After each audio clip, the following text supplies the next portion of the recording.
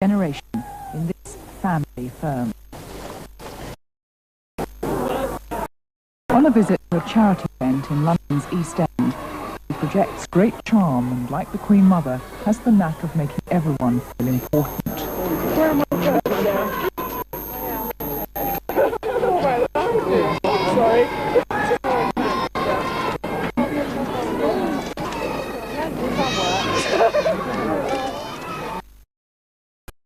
Each occasion's mood and an immediate rapport with people from all walks of life. She works the crowd with ease and is a natural successor to the Queen Mum in the people's affections.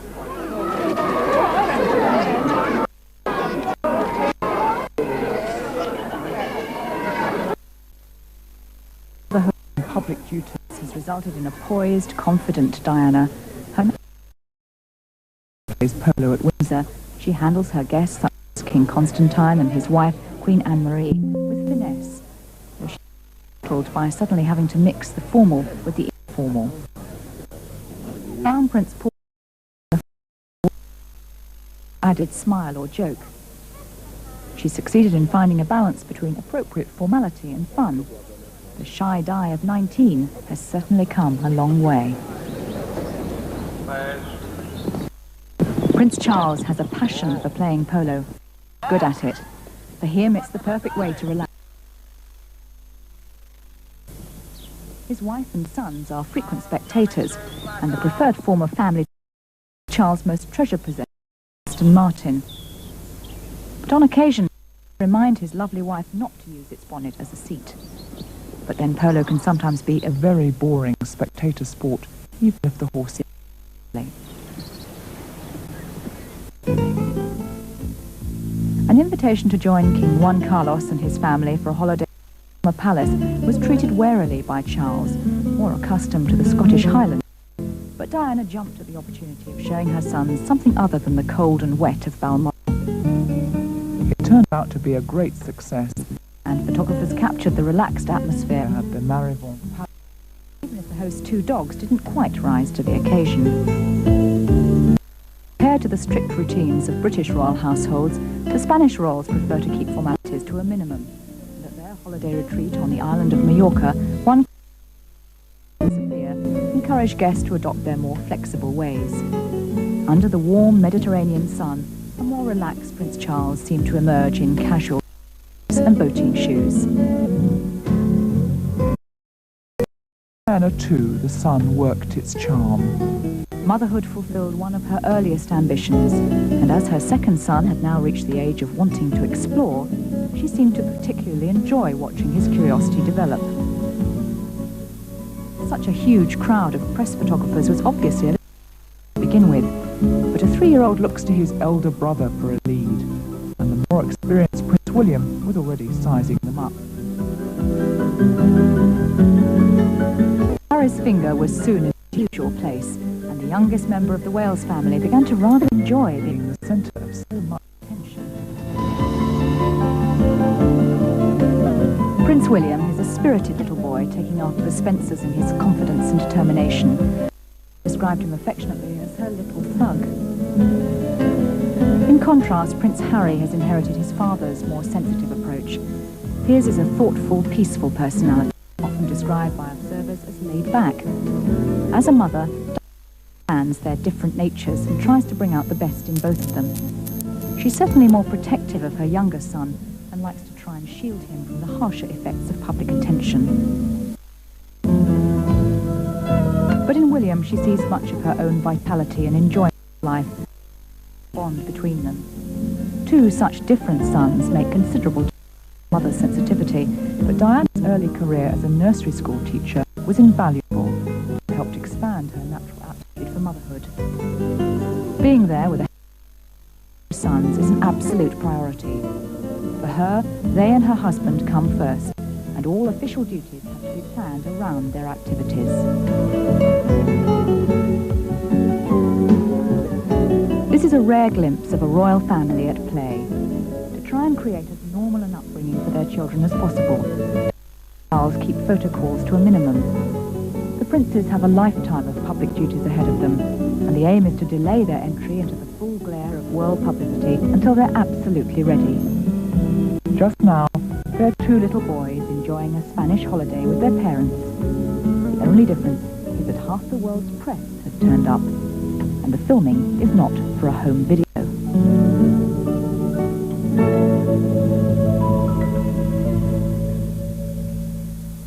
But as with all children, holiday and it's back to school. Only a few minutes' drive from the Wales London home, Kensington Palace, Wetherby was ideally placed as their first day school.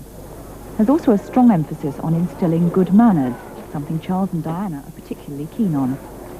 William, already a seasoned pupil, strides ahead, and on this, his very first day, Harry again follows his brother's confident lead with Diana on hand, as always, to see him settled in.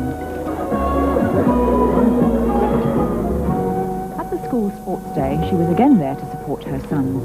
It's an important fixture in any child's calendar, a day not to be missed. Wetherby's 120 boys, range to 9 years old, they're mainly from local affluent families. Amongst the excited crowd of parents, Diana was for once just another mum, free of the responsibility of having to give a performance herself. A day off from public duty, all her thoughts were focused on encouraging Harry in his first competition. And the race was on. A natural sportswoman herself, Diana's enthusiasm was infectious, and Harry ran a true course straight into his mother's waiting arms. Though not amongst the winners, he was still carried off in triumph by his proud mum. There's a strong sports tradition on both sides of the family. The Windsors excel in horsemanship, the Spencers in swimming and tennis. Prince William's race was on next, and exuberant as ever, the heir to the throne was on the start line, raring to go. William finds it difficult to keep still even for a moment. Now there's just time for a quick dance routine to get wound up for the race.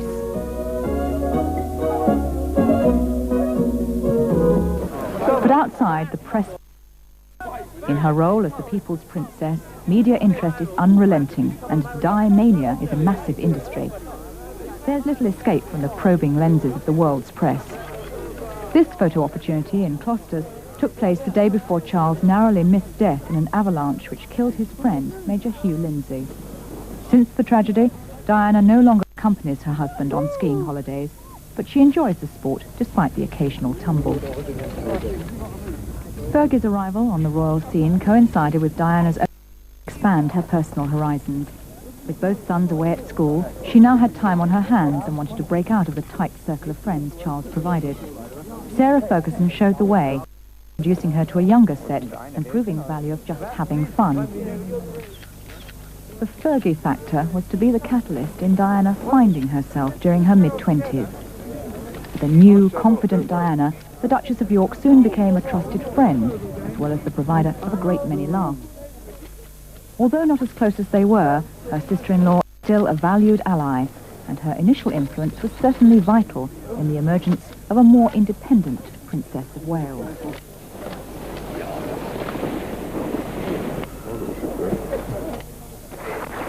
The conflicting demands of public and private life are an inevitable part of the job. It's a difficult balance. As a mother and public figure, her diaries have to be carefully planned months in advance to fit everything in. The Flutkish is naturally well organised. Friends are proud of her ability to juggle it all so successfully, and also envious that she somehow manages to finish her Christmas shopping by October. In the summer, weekends are dominated by Charles polo matches.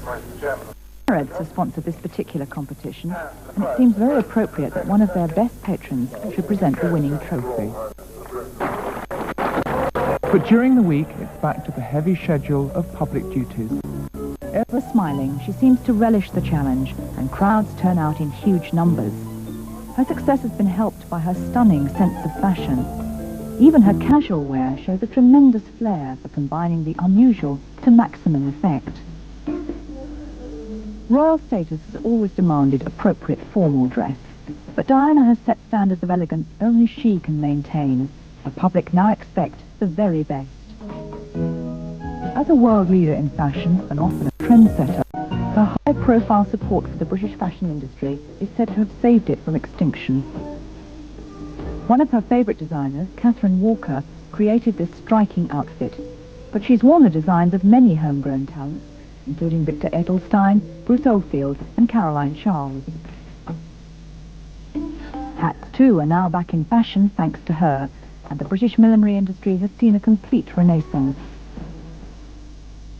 But such style doesn't come cheap.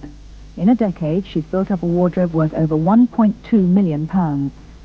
Her two dressers, Faye Appleby and Evelyn Dagley, are now responsible for more than 750 different outfits. Just the grooming of her hair by trusted advisor Richard Dalton has an annual bill of £10,000.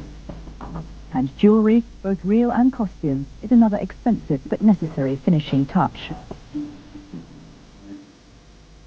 But most of the cost is met by an allowance from Charles' hereditary estate, the Duchy of Cornwall, and the Foreign Office tops it up for the extra demands of overseas tours. Diana enjoys the good things of life, but her considerate gift-buying for friends and family is well known, and this generosity helps balance her husband's more thrifty habits. As a future king, Charles' choice of wife was critical, and the royal couple's relationship has been closely watched ever since. They're a high-profile double act with all the attendant pressures that can put on a personal life. A royal consort is expected to be calm and supportive at all times, and although Diana learnt the ropes quickly, the strain began to show and she lost a lot of weight. There was speculation that the marriage was in trouble. But for Diana, divorce is out of the question, having experienced the traumas of her own parents' breakup as a child. When there's tension between them, her instinctive reaction is to withdraw into herself, and Charles finds this difficult. But these were just growing pains, natural in a strong-willed woman who'd been married at 20, a mother at 21, and was only now beginning to explore her independence. Are you winning? Charles, too, needed time to adjust to his young wife's more social interests, so different to his own love of solitude, painting, and quiet contemplation in the sand dunes of Scotland. Compromise and a mutual understanding of each other's needs has resulted in a stronger marriage. During the long summers in Scotland, it's now accepted that Diana can escape back to London for some city excitement with William and Harry. Though they now lead essentially separate lives with different friends and interests, Diana and Charles are united by their love for the children and affection for each other. Theirs is a flexible arrangement. But in an emergency, their support for each other is immediate. When Charles broke his arm in a serious fall from a polo pony, he was out of action for several months. Diana took on his duties and helped him through this difficult and painful time. The princess enjoys taking the wheel of her Jaguar XJS whenever she can. She's a good driver with plenty of confidence. But during a visit to a police training college, she was keen to find out exactly what to do in a traffic emergency. A senior officer volunteered to demonstrate the right technique if she had strong nerves. No problem. In true police style, she was driven onto the practice track and taken for a quick spin.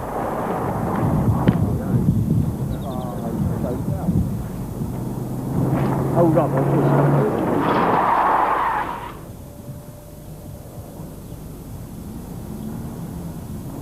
Laughing and unfazed, Diana joked she might try it out on her next drive down the M4. The number of official engagements she undertakes increases every year, underlining her growing commitment to charity work. She's now involved with over 35 different causes. But charity work is not a soft option. Her determination to combat such problems as drug abuse, AIDS, alcoholism and leprosy has earned her international respect.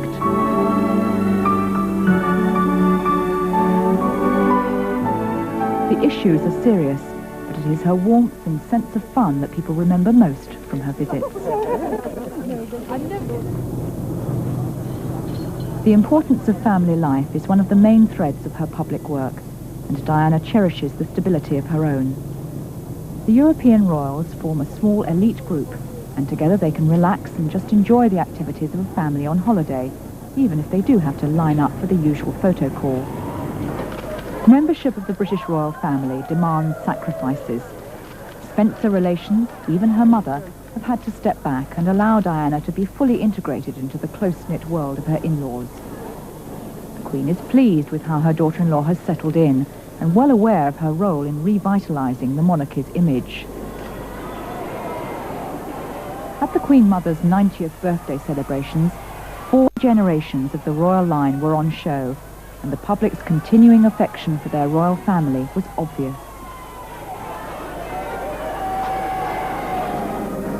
To survive, a 20th century monarchy must move with the times, while somehow retaining a mystique, and each generation must bring its own style to the task. Children are a royal family's lifeline, and public duties start early. But for Princess Beatrice and Prince Harry, the view from Buckingham Palace balcony was definitely getting boring. Marching bands were all very well, but things had gone on far too long, and a diversion was needed. Mum's hat seemed a good target to start with. Perhaps if pulled hard enough, it might come off. Oops, too late. The attack had been spotted. But there's something really worth trying to grab hold of. But why are things always so out of reach? There is the music, I suppose. Why not try a quick dance? We can practice the foxtrot. That's it, let's get a good rhythm going. However, Mother doesn't think so. So that's that, and it's back to the marching band. Controlling young children under the eagle eye of the cameras is only one of the many skills she's had to master. 10 years into the role of royal consort finds Diana poised, mature, and happy in her life's work. She's come a long way since she first stood on this balcony and waved to the crowds on her wedding day.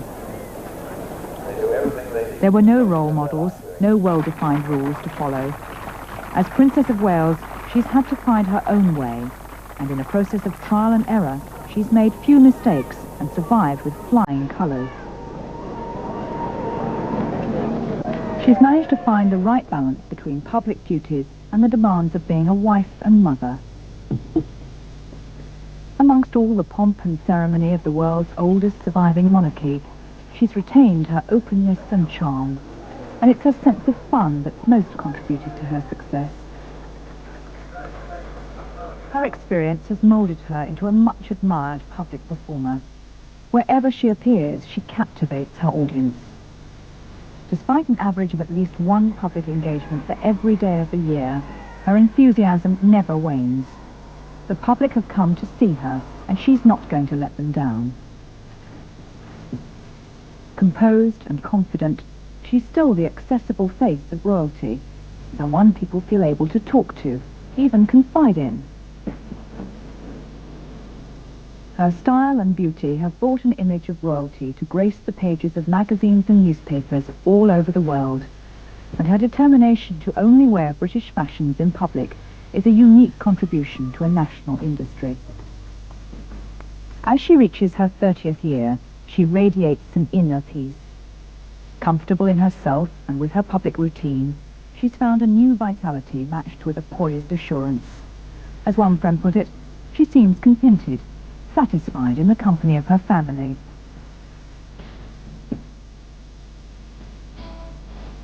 Diana enters her next decade with a maturity and experience beyond her years.